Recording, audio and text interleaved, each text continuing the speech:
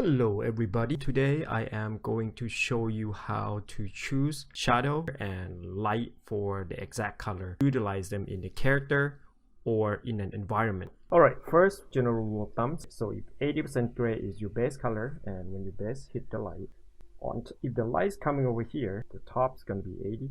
And general rule of the shadow, this is the shadow side, it will have to be halfway to black, which is 40. So 40 will be your shadow.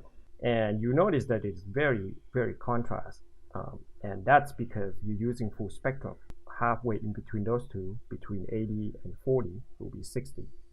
So you just keep finding halfway of the angle of the object. When you're rendering this way, you have something to go off of that are pretty solid, right? Now if you want to find something in between here, so you have 80 and 60, then this part will obviously be 70 because it's halfway in between both, right? And then if you want to find more in between these two, or if you want to find in between these two, it will be halfway, which is the value will equal to here, 60. And cut it in half again, or you can just mixing it up with 50%, and then that will be the quick way. Just find the value in between. Right, so now instead of angular, eventually you become round. Same as if you are going to find a cylinder. Let's just say you can start off with similar to a box, and this is where the light come in, hit, and then that is your shadow line. Then this part, say if your cylinder is similar to the box, let's just start off with the same one here. Can transform this into a cylinder by slowly moving this one in, right? So this is supposed to be 40, then you're gonna kind of move that halfway in, and on the other side it has to come in a little bit also, right? And break this into halfway also, and then halfway in between, and split, and keep splitting. So now this is black and white, and cylinder will be used a lot in the figure. So if you treat this whole piece into a box here, right, you could,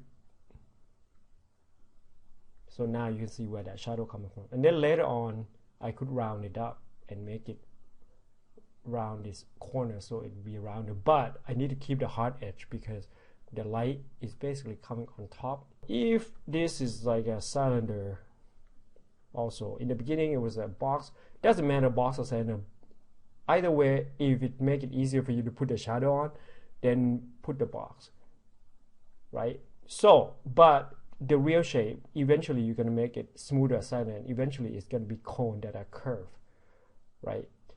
But okay, so now here's how to find shadow really quick. Just remember, halfway to black is your shadow, and if you want to go with the color, you can do the same thing, right? So let's just do same number. It's easy when you go with 80. You're gonna go 40 and go a little more saturated, maybe 10%, and then in here it will be 60.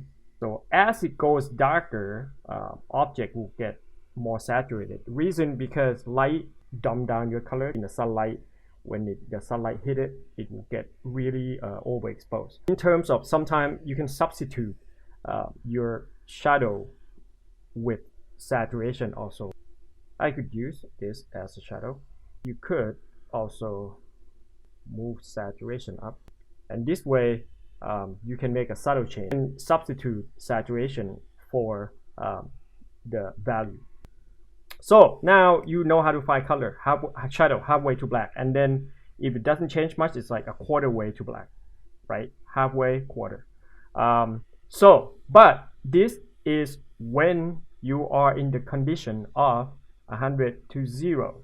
So whenever you paint a character, you don't want to paint everything in full spectrum. Sometimes you see object in shadow, sometimes you see object in the overcast lighting. Your lighting might not be 100%, your lighting might be 80. So if this box is in your full spectrum, but when you are in the overcast, your color will will shift because your lightest now cannot be 80. So your lightest has to be lowered by, let's just say, this much. And now your lightest from being 80 became 60 something, and the rest would shift lower also, because a lot of times you're not going to have a bright sunlight or a full spectrum all the time. So everything you paint has to do with light and how much light you receive and how much light you want to control. So when you start off, I would recommend just practice your regular full spectrum box, and maybe try to play with the three, make your own 3 value based box, and then try to mix them up together, right? So this is light base, mid base, dark base, and then you mix them up together and you have this 3 value box, and then you can play with them later. And then later on you probably want to maybe limit your value down to like, okay, what if I have a limitation of only 80, and how would you break that down, right? So you can break it down by number, or you can eyeballs it, right? Now that you know how to pick light and shadow, and you know that everything related to the lighting, basically that's how you get the shadow to create form, and the lighting in different situation will create a different value entirely for you. If you're doing environment, then your value are going to be limited by the depth of field. So the rule of thumb when you're doing environment, the closer the object, the darker the object will get. Then that's in terms of shadow. We are not include directional lighting yet. So in this one, we're assuming everything is overcast, or maybe even sunlight or something, right? So now we are going to split this into, I usually break it down to 3 sections. So I'll have foreground, midground, and background right here. So I was separate this into like maybe, okay, from 10 to 30, and then the midground will be like from 30 or 40 to 60, and then the far away all the way to the end will be from 70 or whatever, so in that area to be either 100 or 90. And within that range, if you put your character into the midground, then you are limited only to this section, right? And if you put in the foreground, you're only gonna limit it to here. But if you have a directional lighting involved, like in this one, you have a directional lighting afterwards, then you can have the light onto the foreground also. But to start off, don't start putting everything. If you are a beginner, don't think of directional lighting yet. Just try to make your composition from light to dark and try to get the depth of field first. Then you can start playing with the directional lighting. So that is the important part of how to pick light and shadow. So now you can just make an educated guess, right? So if you set it up to whatever the limited palette that you have, you gotta break it into like 3 or 4 sections of what you can use with the light and shadow. Alright guys, if you have any question, post them down below.